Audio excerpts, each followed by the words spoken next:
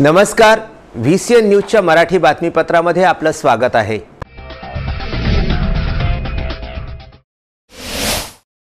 काँग्रेसचा जाहीरनामा बघितला की त्यामध्ये काश्मीरमधील कलम 370 काढणार नसल्याचा उल्लेख आहे, तर आमच्या सेना भाजप मित्र पक्षाच्या महायुतीच्या जाहीरनाम्यात काढणार असल्याचा उल्लेख आहे। काँग्रेसने कलम 370 का काढणार नाही, तर काश्मीरचे माजी मुख्यमंत्री फारुख अब्दुल्ला यांनी राहुल गांधींना धमकी दिली की जर काश्मीरमधील कलम 370 हटवली तर देशात 2 पंतप्रधान राहील। या धमकीला घाबरून काँग्रेसने आपल्या जाहीरनाम्यात कलम 370 न हटवण्याचा उल्लेख केला आहे। असा हल्ला राहुल गांधीवर शिवसेना प्रमुख उद्धव ठाकरे यांनी बुलढाण्यातील खामगाव येथे केल्या। युतीचे उमेदवार प्रतापराव जाधव यांच्या प्रचाराकरिता आले होते। बुलढाणा लोकसभा मतदारसंघातील शिवसेना भाजप महायुतीचे उमेदवार प्रतापराव जाधव यांच्या प्रचारार्थ दिनांक 12 एप्रिलला शिवसेना पक्ष प्रमुख उद्धव ठाकरे यांची जाहीर सभा बुलढाणा जिल्ह्यातील खामगाव येथे आयोजित करण्यात आली होती। या सभेला मार्गदर्शन करताना ते बोलत होते। यावेळी व्यासपीठावर राज्याचे मंत्री महादेव जानकर,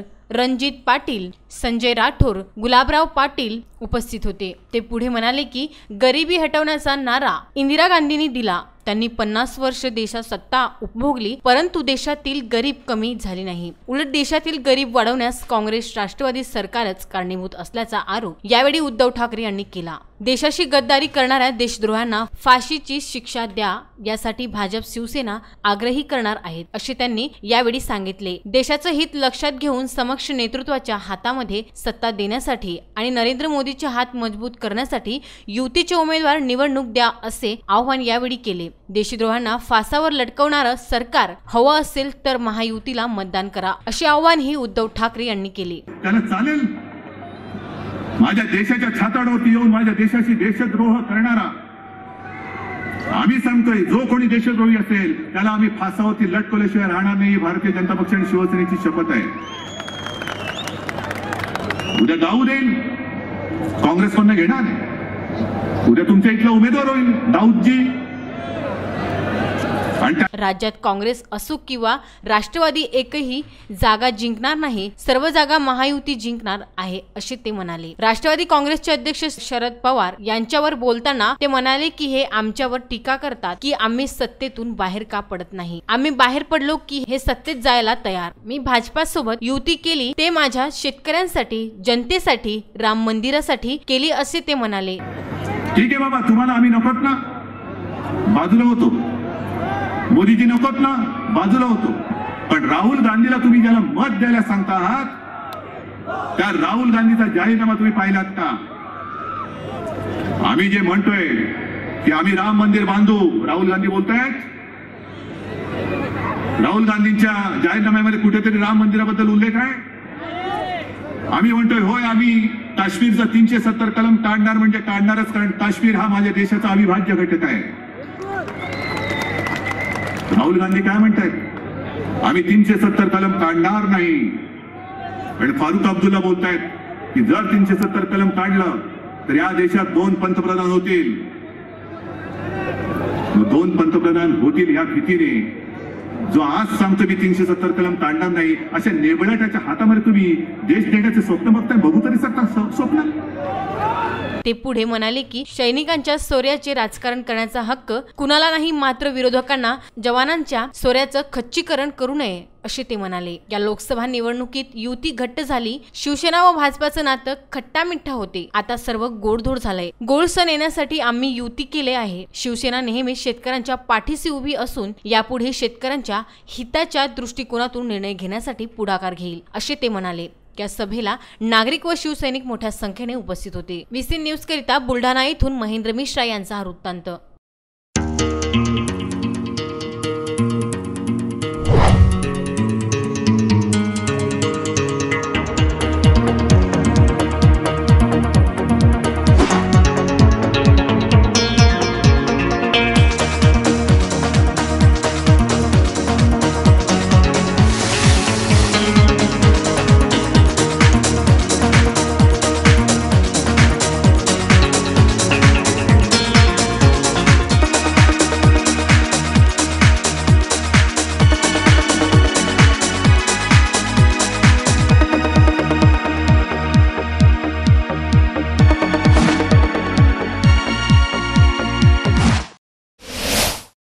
अमरावती जिल्ह्याचे विद्यमान खासदार व 2019 लोकसभा निवडणुकीत भाजप सेना रिपाई आठवले गटाचे युतीचे उमेदवार आनंदराव अडसूळ हे आपले भाग्य आजमावून राहिले आहेत। गेल्या 10 वर्षांपासून अमरावती जिल्ह्याचे प्रतिनिधित्व करणारे खासदार अडसूळांनी या लोकसभेसाठी सुद्धा आपली दावेदारी व यशाची मोहीम पुढे नेण्यात यशस्वी दिसत आहे। मुख्यतः 2014 पासून अमरावती जिल्ह्यात भारतीय जनता पार्टी जी शहरी विभागात मजबूत होती त्यांनी आपली पकड ग्रामीण भागात सुद्धा मजबूत केलेली दिसत आहे आणि याचा पुरेपूर फायदा युतीचे उमेदवारी व लढवणाऱ्या अडसूळांना होणार हे निश्चित। अडसूळांच्या विजयासाठी जिल्ह्यात 13, 14, 15 व 16 या तारखेला 5 स्टार प्रचारक दाखल होणार आहेत। प्रामुख्याने 15 तारखेला केंद्रीय परिवहन मंत्री नितीन गडकरी यांची प्रचार सभा स्थानिक दशरा मैदान येथे आयोजित केली आहे। अमरावती लोकसभा मतदार संघाचे जे भारतीय जनता पार्टी शिवसेनेचे उमेदवार आहेत आनंदराव अडसूळ यांच्या प्रचारार्थ केंद्रीय मंत्री नितीन गडकरी अमरावती जिल्ह्याच्या दौऱ्यावर दिनांक 15 तारखेला येणार आहे। लातूरवरून 4 वाजता त्यांची सभा अंजनगावला आहे आणि मग अंजनगावची सभा आटोपल्यावर हेलिकॉप्टरने ते अमरावतीला येतील। अमरावतीला 6:30 वाजता दसरा मैदानावर त्यांची प्रचंड जंगी जाहीर सभा होणार आहे। नितीनजीची सभा ही अमरावतीकर जनतेसाठी प्रेरणादायी आहे। अतिशय उत्साहामध्ये ती सभा होत असते आणि खरं पाहिलं तर अमरावतीकर जनता, खरं पाहिलं तर संपूर्ण देशच नितीनजीचा ऋणी आहे की त्यांनी ज्या प्रकारचं रस्त्याचं जाळं विणलं तसंच अमरावती शहरामध्ये होणारे नॅशनल हायवे, त्याच्या आजूबाजूने जाणारे सगळे हायवे, इथून नागपूर असेल, इथून बैतूल असेल, इथून वरुड असेल, हे सगळे रस्ते नितीनजींच्या माध्यमाने पूर्ण होत आहेत आणि म्हणून नितीनजींना आभार मानण्यासाठी म्हणून अमरावतीकर जनता मोठ्या संख्येने या सभेला उपस्थित राहणार आहे आणि भारतीय जनता पार्टीचा कार्यकर्त्यांनी हा बडनेरा मतदारसंघात होणार असल्यामुळे दसरा मैदानाला होणार असल्यामुळे आम्हाला अतिशय आनंद होत आहे आणि आम्ही विशेष प्रयत्न या ठिकाणी करतो आहे। अमरावती जिल्ह्यात विशेषतः ग्रामीण भागापासून आनंदराव अडसूळांना मिळणारा वाढता प्रतिसाद बघता यावेळी अडसूळ हॅट्रिक मारण्याचे चिन्ह दिसत आहे। Bureau report VC news Amravati. Shraddha family shopping में जाएंगे हम सभी, साड़ियों की नई डिजाइन देखो यहीं से लाएंगे। श्रद्धा फैमिली शॉपिंग में जाएंगे हम सभी, लेडीज जेंट्स बच्चों की हर फैशन लाएंगे सभी। फैशन के सफर में आप भी आगे ही आगे बढ़ते चलिए क्योंकि बिजीलैंड का सबसे बड़ा आलीशान भव्य showroom Shraddha family shopping and mall, बिजीलैंड कॉम्प्लेक्स, नांदगाव पेठ, अमरावती।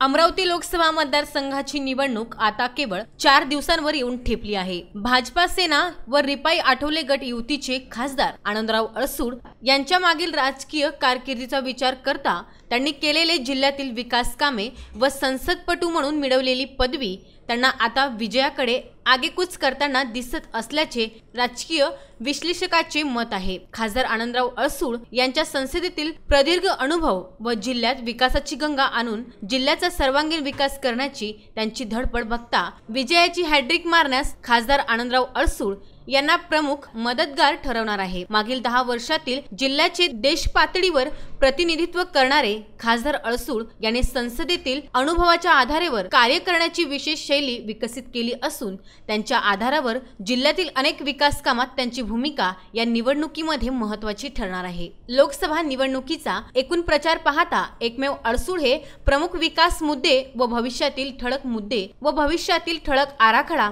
घेऊन जनतेत जात आहेत, तर दुसरीकडे काही उमेदवार मात्र खासगी टीका टिप्पणी व भावनिक मुद्द्यांवर भरकटत असल्याचे दिसून येत आहे। अडसूळ यांच्या विरोधकांना स्वपक्षातच प्रामाणिकतेचे दाखले देण्याची केविलवाणी वेळ आली आहे। मागील निवडणुकीनंतर वेळोवेळी पक्षनिष्ठ बदलून केलेले आरोप आज अडसूळ यांच्या विरोधकांवर उठल्याचे दिसून येत आहे। त्याचवेळी एकाच विचारावर निष्ठा ठेवून कार्य करण्याची अडसूळांची प्रामाणिक प्रतिमा मतदारसंघात ठळकरित्या उठून दिसत आहे। सूत्रबद्ध आणखी व प्रामाणिक भूमिका असलेले शिवसेना भाजपा युतीचे उमेदवार आनंदराव अडसूळ यांची प्रचारार्थ अखेरच्या टप्प्यात तीव्र गतीने विजयाकडे वाटचाल होत असल्याचे दिसत आहे। VC bureau Amravati. अहो ऐकलत का? अगं काय झालं? अहो नळ गेलाय, पिण्याचं आणि वापरायचं एक थेंब पाणी नाही. अगं घाबरू नकोस, शिवनेरी बोरवेल आहे ना. हा घे फोन नंबर 9422155278 आणि 9021318383.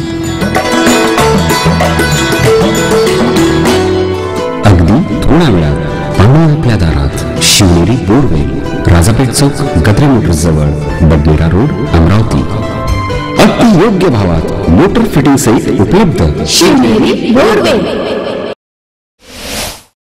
अमरावती जिल्ह्यात लोकसभा निवडणुकीची रणधुमाकूळ जोरदार सुरू आहे. 2019च्या लोकसभा निवडणुकीत अमरावती जिल्ह्याचे नेतृत्व करण्यासाठी एकूण 24 उमेदवार इच्छुक असून मुख्य लढत ही विद्यमान खासदार आनंदराव अडसूळ जे शिवसेना भाजप रिपाई आठवले गटाचे उमेदवार आहेत, तर दुसरीकडे काँग्रेस, राष्ट्रवादी काँग्रेस, वायएसपी अपक्ष उमेदवार नवनीत राणा यांच्यात दिसत आहे. जिल्ह्यात भाजपाची वाढती ताकद बघता आनंदराव अडसूळांना ह्या निवडणुकीत त्यांचा नक्कीच फायदा होणार आहे. मात्र नवनीत राणासाठी ही निवडणूक खूप कठीण होताना दिसत आहे.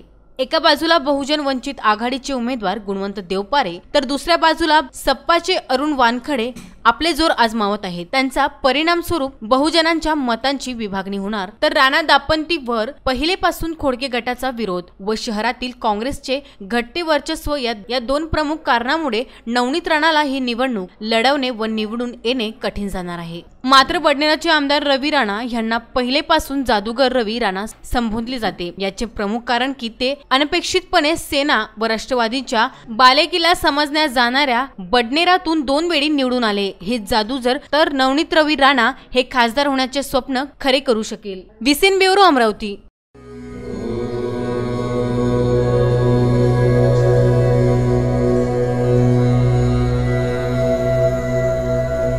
संवाद ज्योतिष एवं आध्यात्मिक अनुसंधान केंद्र.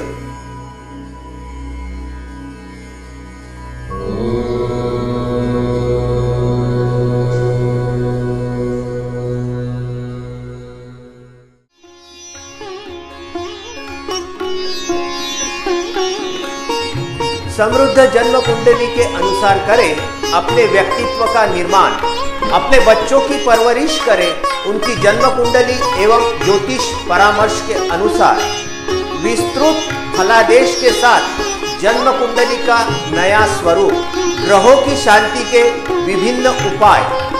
संवाद ज्योतिष एवं आध्यात्मिक अनुसंधान केंद्र, अंबादेवी मार्केट, अंबादेवी, अमरावती।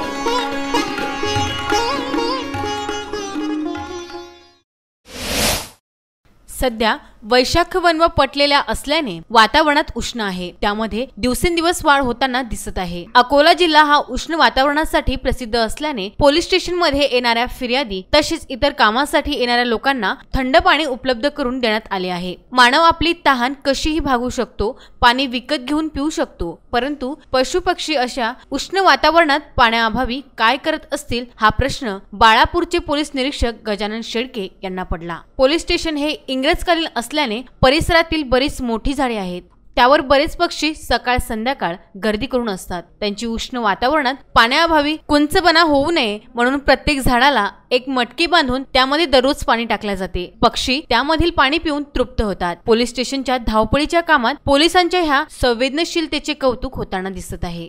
विसीन ब्युरो, बाळापूर. विदर्भ का सबसे बड़ा शोरूम बिजीलैंड में Aradhana wholesale shopping mall, wholesale rate में रिटेल बिक्री।